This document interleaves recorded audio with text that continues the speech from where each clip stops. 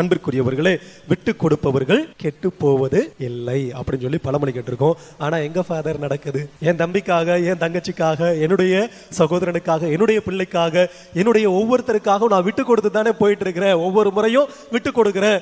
ஆனா என்ன நடத்துறாங்க? எனக்கு கெடுதல் தானே நினைக்கிறாங்க.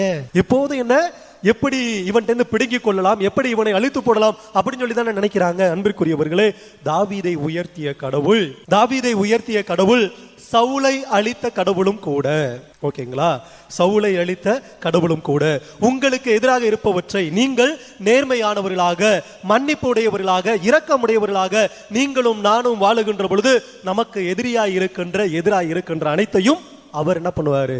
அழித்து போடுவார். அதற்கு பதிலா நானே கொண்டு போடுறேன், என்னுடைய எதிரிய நானே கொண்டு போடுறேன், நானே அவனை பழிக்கு பழி வாங்குறேன் அப்படின்னு சொல்லி போனா கடவுளுடைய கோப ஆக்கினை நம்மீது திரும்பும்.